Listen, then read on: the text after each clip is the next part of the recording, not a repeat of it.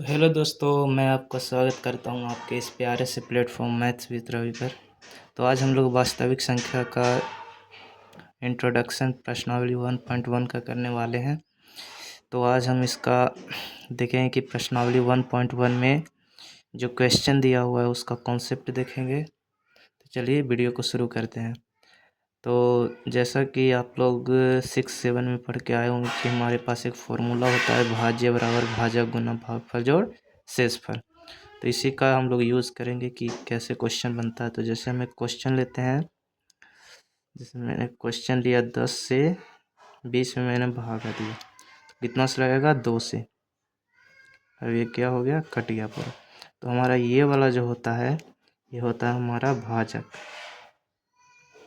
ये वाला जो हमारा होता है ये होता है भाज्य, और ये हमारा होता है भागफल, और ये नीचे जो बचता है ये क्या होता है हमारे पास शेषफल। तो फॉर्मूला होता है भाज्य बराबर भाजक गुना भागफल जोड़ शेषफल। हमारे पास भाज्य कितना है 20, भाजक कितना है 10, गुना भागफल कितना आया 2, प्लस शेषफल कितना है, कट गया पूरा यानी 0 है, यानी 20 इक्वल टू 10 में 2 से गुना करेंगे 20 और प्लस में 0, तो यहाँ 20 इक्वल टू 20 यानी 20 बराबर 20 आ गया। तो ये हमारे पास होता है भाज्य।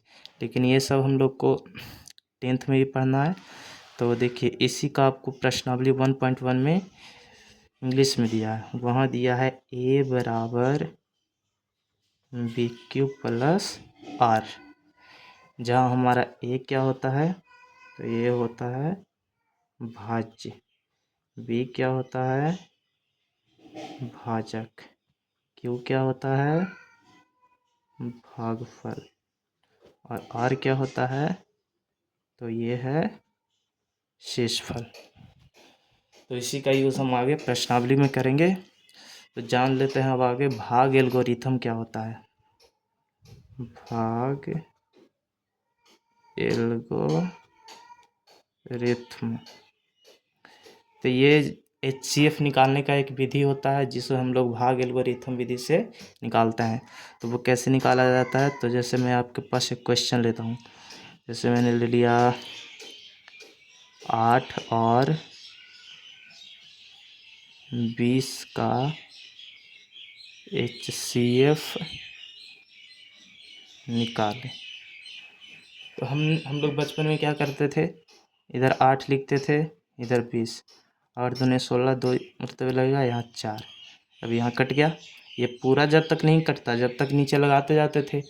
अब देखिए इधर 4 हो जाएगा और ये 8 आएगा यहाँ पे, 4 दूना 8, ये अब कट गया। तो हमारे पास HCF कितना आ गया 4। तो हम लोग पिछले क्लास में ऐसे बनाते थे, लेकिन 10th में आपको अगर क्वेश्चन में कह दिया कि भाग एल्गोरिथम से बनाना है तो हम लोग फार्मूला का यूज़ करेंगे। कौन सा फार्मूला, ये वाला। तो चलिए हम आपको एक क्वेश्चन प्रैक्टिस करवाते हैं इस पर। तो हमने एक क्वेश्चन लिया है 12 और 40 का HCF निकाले यूक्लिड विभाजन एल्गोरिथम से। तो चलिए इसको निकालते हैं। तो यहाँ हमारे पास फार्मूला होता है a बराबर बी क्यू प्लस में आर। जब मैंने आपको बता दिया ये हमारा भाज्य है, बी हमारा भाजक है, क्यू हमारा भागफल है, और आर क्या है शेषफल। तो कैसे निकालेंगे, तो जो सबसे बड़ा रहेगा उसे मानना है भाज्य। तो 12 और 40 में बड़ा कौन सा है 40, तो 40 हो जाएगा हमारा भाज्य, और जो बचेगा वो क्या हो जाएगा भाजक। तो भाजक क्या हो गया 12, तो यहाँ भाजक की जगह 12। अब यहाँ पे भागफल और शेषफल हमको नहीं पता है तो भाग देते हैं, 12 में 40 से भाग दें कितना मरतबे लगेगा 3 मरतबे 36, यहाँ घट क्या आएगा 4 आएगा ना। तो यहाँ पर हमारा पता चल गया कि भागफल कितना आया 3, तो यहाँ गुना 3 और प्लस है तो प्लस आर कितना आया 4। अब यहाँ करना ये रहता है कि जब तक यहाँ शेषफल आपका 0 नहीं आता ये प्रोसेस लगातार करना रहता है। तो यहाँ पे अब किया जाता है क्या कि अब भाजक को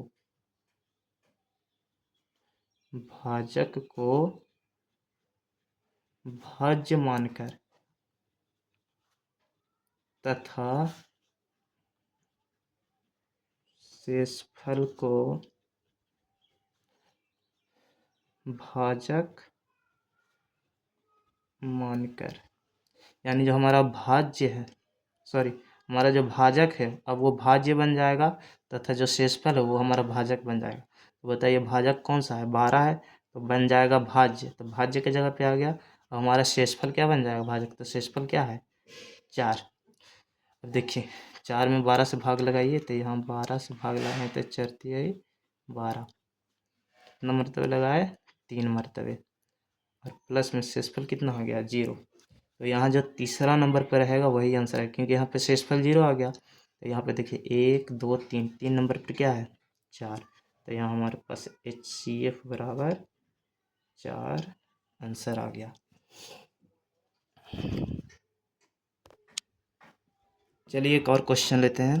जैसे मान ली हमारे पास क्वेश्चन है 7 और कितना ले लें, 30 ले लेते हैं, का HCF निकाले। फिर हमको यूक्लिड विभाजन एल्गोरिथम से निकालना है, तो फिर से लगाएंगे A बराबर BQ प्लस R। अब जो सबसे बड़ा है उसको क्या मानना है, भाज्य, जो बड़ा है उसको क्या मानना है, भाज्य, कितना हो जाएगा 30, और छोटा है उसको भाजक, तो यहाँ हो गया 7। अब 7 में 30 से भागा देंगे, यहाँ पे हो जाएगा 7, तो 7 चक्को 28, 2 आया। यहाँ पे हमारे पास भागफल आया 4 और शेषफल आया 2। अब देखिए हमारा जो भाजक रहेगा वो भाज्य बन जाएगा, तो भाजक कितना है 7, तो भाज्य बन गया, और शेषफल बन जाएगा भाजक, ये आ जाएगा यहाँ पे।